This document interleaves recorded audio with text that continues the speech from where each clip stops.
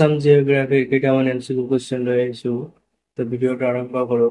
প্ৰথমটো কুৱেশ্যন হ'ল which day is celebrated as Rhino Day in Assam? অসমত কোনটো দিন গড় দিৱস হিচাপে পালন কৰা হয়? অপশ্যন কেইটা হ'ল 15 আগষ্ট, 2 অক্টোবৰ, 29 অক্টোবৰ, 22 ছেপ্টেম্বৰ। উত্তৰটো হ'ব অপশ্যন টি, 22 ছেপ্টেম্বৰ দিনটো অসমত গড় দিৱস হিচাপে পালন কৰা হয়। নেক্সট কুৱেশ্যনটো হ'ল when is Assam Day celebrated? Assam দিৱস কেতিয়া উদযাপন কৰা হয়? অপশ্যন কেইটা হ'ল 15 আগষ্ট, 2 ডিচেম্বৰ, 2 অক্টোবৰ, 22 ছেপ্টেম্বৰ। উত্তৰটো হ'ব অপশ্যন বি, 2 ছেপ্টেম্বৰ দিনটোক অসম দিৱস হিচাপে পালন কৰা হয়। যদি আমাৰ ভিডিঅ' কেইটা ভাল লাগে তেনেহ'লে চেনেলটোক ছাবস্ক্ৰাইব কৰিবলৈ নাপাহৰিব। আমি নেক্সট কুৱেশ্যনটোলৈ আগবাঢ়ি যাওঁ। Which of the following northeastern states share the shortest border with Assam? নিম্নলিখিত কোনখন উত্তৰ পূব ৰাজ্যই অসমৰ সৈতে আটাইতকৈ চুটি সীমা ভাগ বতৰা কৰে? অপশ্যন কেইটা হ'ল নাগালেণ্ড, মণিপুৰ, ত্ৰিপুৰা এবাৰ মেঘালয়। উত্তৰটো হ'ব অপশ্যন চি, ত্ৰিপুৰাই অসমৰ সৈতে আটাইতকৈ শৰ্টেষ্ট বৰ্ডাৰটো শ্বেয়াৰ কৰে। নেক্সট কুৱেশ্যনটো হ'ল which of the following northeastern states share the longest border with Assam? নিম্নলিখিত কোনখন উত্তৰ পূব ৰাজ্যই অসমৰ সৈতে আটাইতকৈ দীঘল সীমা ভাগ বতৰা কৰে? অপশ্যন কেইটা হ'ল নাগালেণ্ড, মণিপুৰ, ত্ৰিপুৰা এবাৰ মেঘালয়। উত্তৰটো হ'ব অপশ্যন ডি, মেঘালয়ে আটাইতকৈ দীঘল সীমা ভাগ বতৰা কৰে অসমৰ সৈতে। নেক্সট কুৱেশ্যনটো হ'ল which of the following cities in Assam is known as Manchester of Assam? নিম্নলিখিত কোনখন অসমৰ চহৰক মেনচেষ্টাৰ অফ অসম বুলি জনা যায়? অপশ্যন কেইটা হ'ল নগাঁও, শুৱালকুছি, হাফলং, ডিব্ৰুগড়। উত্তৰটো হ'ব অপশ্যন বি, শুৱালকুছিক অসমৰ মেনচেষ্টাৰ বুলি কোৱা হয়। নেক্সট কুৱেশ্যনটো হ'ল which of the following is the smallest national park in Assam? নিম্নলিখিত কোনটো অসমৰ আটাইতকৈ সৰু ৰাষ্ট্ৰীয় উদ্যান? অপশ্যন কেইটা হ'ল ডিব্ৰু-চৈখোৱা ৰাষ্ট্ৰীয় উদ্যান, মানাস ৰাষ্ট্ৰীয় উদ্যান, কাজিৰঙা ৰাষ্ট্ৰীয় উদ্যান আৰু ওৰাং ৰাষ্ট্ৰীয় উদ্যান। উত্তৰটো হ'ব অপশ্যন ডি, ওৰাং ৰাষ্ট্ৰীয় উদ্যানটো হ'ল অসমৰ আটাইতকৈ সৰু ৰাষ্ট্ৰীয় উদ্যান। নেক্সট কুৱেশ্যনটো হ'ল which of the following is the largest national park in Assam? নিম্নলিখিত কোনটো অসমৰ আটাইতকৈ ডাঙৰ ৰাষ্ট্ৰীয় উদ্যান? অপশ্যন কেইটা হ'ল ডিব্ৰু-চৈখোৱা ৰাষ্ট্ৰীয় উদ্যান, মানাস ৰাষ্ট্ৰীয় উদ্যান, কাজিৰঙা ৰাষ্ট্ৰীয় উদ্যান, ওৰাং ৰাষ্ট্ৰীয় উদ্যান। উত্তৰটো হ'ব অপশ্যন চি, কাজিৰঙা ৰাষ্ট্ৰীয় উদ্যানটো হ'ল অসমৰ আটাইতকৈ ডাঙৰ ৰাষ্ট্ৰীয় উদ্যান। নেক্সট কুৱেশ্যনটো হ'ল how many Ramsar sites are there in Assam? অসমত কিমানখন ৰামচাৰ চাইট আছে বা ক্ষেত্ৰ আছে? অপশ্যন কেইটা হ'ল 1, 3, 4 या फिर 5। উত্তৰটো হ'ব অপশ্যন এ, এটা আছে আৰু সেইটো হ'ল দীপৰ বিল। নেক্সট কুৱেশ্যনটো হ'ল in which year was দীপৰ বিল declared a Ramsar site? কোন বছৰত দীপৰ বিলক ৰামচাৰ চাইট হিচাপে ঘোষণা কৰা হৈছিল? অপশ্যন কেইটা হ'ল 2000 চনত, এবাৰ 2001 চন, এবাৰ 2002 চনত, এবাৰ 2003 চনত। উত্তৰটো হ'ব অপশ্যন চি, 2002 চনত দীপৰ বিলক ৰামচাৰ চাইট হিচাপে ঘোষণা কৰা হৈছিল। নেক্সট কুৱেশ্যনটো হ'ল which of the following rivers is home to the indigenous South Asian river dolphin leopard in Assam? নিম্নলিখিত কোনখন নদী অসমত বিপদাপন্ন দক্ষিণ এছিয়ান নদী ডলফিন শিহুৰ বাসস্থান? অপশ্যন কেইটা হ'ল তুলসী নদী, কপিলী নদী, কৃষ্ণা নদী, সোৱণশিৰি নদী। উত্তৰটো হ'ব অপশ্যন এ, তুলসী নদীটো। নেক্সট কুৱেশ্যনটো হ'ল which of the following is the largest wetland in Assam? নিম্নলিখিত কোনটো অসমৰ আটাইতকৈ ডাঙৰ আৰ্দ্ৰভূমি? অপশ্যন কেইটা হ'ল দীপৰ বিল, সোণবিল, এবাৰ পদ্ম স্ৰোত, এবাৰ কোনোটাই নহয়। উত্তৰটো হ'ব অপশ্যন বি, সোণবিলটো হ'ল অসমৰ আটাইতকৈ ডাঙৰ আৰ্দ্ৰভূমি, wetland হয়।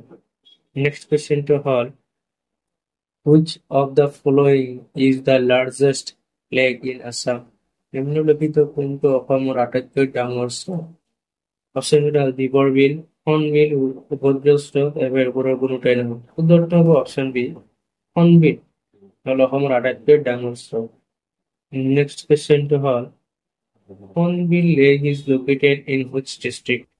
হৰ্নবিল স্ৰোতটো কোন জিলাত অৱস্থিত? অপশ্যনকেইটা হ'ল নগাঁও, কাৰ্বি আংলং, এফাৰ কাছাৰ, এফাৰ কৰিমগঞ্জ। শুদ্ধটো হ'ব অপশ্যন ডি কৰিমগঞ্জ। কৰিমগঞ্জত অৱস্থিত হৰ্নবিল। নেক্সট কুৱেশ্যনটো হ'ল in which year was the Guwahati Tea Auction Center established? কিমান চনত গুৱাহাটীৰ চাহ নিলাম কেন্দ্ৰ স্থাপন কৰা হৈছিল? অপশ্যনকেইটা হ'ল 1970 চন, এফাৰ 1983 চন, এফাৰ 1985 চন, এবং 1991 চন। শুদ্ধটো হ'ব অপশ্যন এ 1970 চনত চাহ নিলাম কেন্দ্ৰটো স্থাপন কৰা হৈছিল গুৱাহাটীত। নেক্সট কুৱেশ্যনটো হ'ল which of the following states is the largest and only producer of golden colored muga silk in the world? নিম্নলিখিত কোনখন ৰাজ্য পৃথিৱীৰ ভিতৰত সোণালী ৰঙৰ মুগাৰ ৰেচমৰ সৰ্ববৃহৎ আৰু একমাত্ৰ উৎপাদক? অপশ্যনকেইটা হ'ল ছিকিম, অৰুণাচল প্ৰদেশ, অসম, এফাৰ নাগালেণ্ড। শুদ্ধটো হ'ব অপশ্যন চি অসম। নেক্সট কুৱেশ্যনটো হ'ল how many districts are there in the Barak Valley? বৰাক উপত্যকাত কিমানখন জিলা আছে? অপশ্যনকেইটা হ'ল 2, 3, 4, এবং 5। শুদ্ধটো হ'ব অপশ্যন বি 3টা আছে। আর এই 3টা জিলাকেইটা হ'ল কাছাৰ, হাইলাকান্দি আৰু কৰিমগঞ্জ। প্ৰথমটো কোৱেশ্চন হ'ল what is the percentage of area covered by forest in Assam? অসমত অৰণ্য কিমান শতাংশ ঠাই আৱৰি আছে? অপশ্যনকেইটা হ'ল 31.22 শতাংশ, 32.22 শতাংশ, এফাৰ 33.21 শতাংশ, এফাৰ 34.21 শতাংশ। শুদ্ধটো হ'ব অপশ্যন ডি 34.21 শতাংশ অৰণ্য অসমৰ ঠাই আৱৰি আছে। নেক্সট কুৱেশ্যনটো হ'ল how many national parks are there in Assam?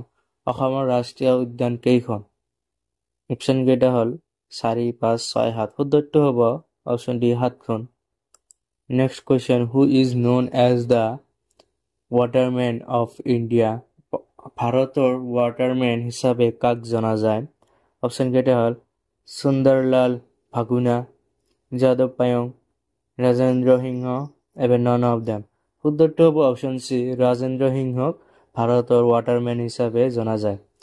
যদি আমাৰ ভিডিঅ'কেইটা চাই ভাল লাগে তেনেহ'লে চেনেলটোক ছাবস্ক্ৰাইব কৰিবলৈ নাপাহৰিব, আৰু আপোনাৰ কোনোবা বন্ধুৱে যদি প্ৰিপাৰেশ্যন কৰি আছে এক্সামৰ কাৰণে তেনেহ'লে তাকো ভিডিঅ'টো শ্বেয়াৰ কৰি দিব। নেক্সট কুৱেশ্যনটো হ'ল which is the last north bank tributary of Brahmaputra with Assam? অসমৰ ভিতৰত ব্ৰহ্মপুত্ৰৰ অন্তিম উত্তৰী উপনদীৰ নাম কি? অপশ্যনকেইটা হ'ল মানাস, সৰলভাঙ্গা, গদাধৰ এবং শনকোষ। শুদ্ধটো হ'ব অপশ্যন ডি শনকোষ। অসমৰ ভিতৰত ব্ৰহ্মপুত্ৰৰ অন্তিম উত্তৰী উপনদী। নেক্সট কুৱেশ্যনটো হ'ল name of Brahmaputra after entering Bangladesh? বাংলাদেশত প্ৰৱেশ কৰাৰ পিছত ব্ৰহ্মপুত্ৰ কি নামেৰে জনা যায়? অপশ্যনকেইটা হ'ল যমুনা, পদ্মা, মেঘনা, এফাৰ সুৰমা। শুদ্ধটো হ'ব অপশ্যন এ যমুনা নামেৰে জনা যায় বাংলাদেশত ব্ৰহ্মপুত্ৰক। নেক্সট কুৱেশ্যনটো হ'ল ইন হুইচ ডিষ্ট্ৰিক্ট গৰমপানী wild life century in located? গৰমপানী বন্যপ্ৰাণী অভয়াৰণ্য কোনটো জিলাত অৱস্থিত? অপশ্যনকেইটা হ'ল গোলাঘাট, শিৱসাগৰ, ডিব্ৰুগড়, এফাৰ কাৰ্বি আংলং। শুদ্ধটো হ'ব অপশ্যন ডি কাৰ্বি আংলং ডিষ্ট্ৰিক্টত অৱস্থিত। Next question which forest is often known as Amazon of the East? তলৰ কোনখন অৰণ্যক সাধাৰণতে পূবৰ এমাজন হিচাপে জনা যায়? অপশ্যনকেইটা হ'ল মানাস, কাজিৰঙা, দিহিং পাটকাই, ডিব্ৰু-চৈখোৱা। শুদ্ধটো হ'ব অপশ্যন চি দিহিং পাটকাইক সাধাৰণতে অসমৰ এমাজন হিচাপে জনা যায়। Next question which tributary of Brahmaputra is the largest? ব্ৰহ্মপুত্ৰৰ কোনটো উপনদী সকলোতকৈ বৃহত্তম? অপশ্যনকেইটা হ'ল জীয়া ভৰালী, কপিলী, সোৱণশিৰি, এফাৰ ধনশিৰি। শুদ্ধটো হ'ব অপশ্যন চি সোৱণশিৰি হ'ল ব্ৰহ্মপুত্ৰৰ আটাইতকৈ দীঘল বা বৃহত্তম উপনদী। নেক্সট কুৱেশ্যনটো হ'ল which is the only rainforest in Assam? অসমৰ একমাত্ৰ বৰ্ষাৰণ্য কোনটো? অপশ্যনকেইটা হ'ল সোনাইৰূপাই, লাৱাখোৱা, দিহিং পাটকাই, এফালে বুঢ়া চাপৰি। শুদ্ধটো অপশ্যন চি, দিহিং পাটকাই অসমৰ একমাত্ৰ বৰ্ষাৰণ্য। নেক্সট কুৱেশ্যনটো হ'ল Chipko movement started in which ইয়াৰ? চিপকো আন্দোলন কোন চনত আৰম্ভ হয়? অপশ্যনকেইটা হ'ল 1972 চন, এফালে 1973 চন, 1974 চন, এফালে 1977 চন। শুদ্ধটো হ'ব অপশ্যন বি, 1973 চনত চিপকো আন্দোলনটো আৰম্ভ হৈছিল। নেক্সট কুৱেশ্যনটো হ'ল gibbon wild life century is located at? Gibbon বন্যপ্ৰাণী অভয়াৰণ্য ক'ত অৱস্থিত? অপশ্যনকেইটা হ'ল চিৰাং, ডিব্ৰুগড়, কোকৰাঝাৰ, যোৰহাট। শুদ্ধটো হ'ব অপশ্যন ডি, যোৰহাটত অৱস্থিত গিবন বন্যপ্ৰাণী অভয়াৰণ্যটো। নেক্সট কুৱেশ্যনটো হ'ল হুইচ ৰিভাৰ ফ্ল'জ নিয়াৰ ওৰাং নেশ্যনেল পাৰ্ক? ওৰাং ৰাষ্ট্ৰীয় উদ্যানৰ কাষেদি কোনটো নদী বৈ যায়? অপশ্যনকেইটা হ'ল দিয়া ধনশিৰি, এবাৰ গাভাৰু, এবাৰ জীয়া ভৰালি। শুদ্ধটো হ'ব অপশ্যন এ, জীয়া ধনশিৰি ওৰাং ৰাষ্ট্ৰীয় উদ্যানৰ কাষেদি বৈ যায়। নেক্সট কুৱেশ্যনটো হ'ল জংগল বাচাও আন্দোলন ষ্টাৰ্টেড ইন হুইচ ষ্টেট? জংগল বাচাও আন্দোলনটো কোনটো ৰাজ্যত আৰম্ভ হৈছিল? অপশ্যনকেইটা অসম, বিহাৰ, ঝাৰখণ্ড বা ছত্তীশগড়। উত্তৰটো হ'ব অপশ্যন বি, বিহাৰত আৰম্ভ হৈছিল জংগল বাচাও আন্দোলনটো। নেক্সট কুৱেশ্যনটো হ'ল in Assam a source of hot water spring is situated in? অসমত গৰম পানীৰ উৎসৰ এটা উৎস তলৰ ক'ত অৱস্থিত? অপশ্যনকেইটা নামবৰ ৰিজাৰ্ভ ফৰেষ্ট, এফালে পৰশুৰাম কুণ্ড, এফালে ওৰাং ৱাইল্ড লাইফ চেঞ্চুৰী, এফালে মানাস নেশ্যনেল পাৰ্ক। শুদ্ধটো হ'ব অপশ্যন এ, নামবৰ ৰিজাৰ্ভ ফৰেষ্টত গৰম পানীৰ এটা উৎস। নেক্সট কুৱেশ্যনটো হ'ল who is known as the birdman of India? ভাৰতৰ চৰাই মানুহ হিচাপে কাক জনা যায়? অপশ্যনকেইটা হ'ল সলিম আলি, MC মেহতা, এফালে কুলদীপ সিং, এফালে নন অফ দেম। শুদ্ধটো হ'ব অপশ্যন এ, সলিম আলিক ভাৰতৰ চৰাই মানুহ হিচাপে জনা যায়। আজিৰ কাৰণে এইখিনিয়ে।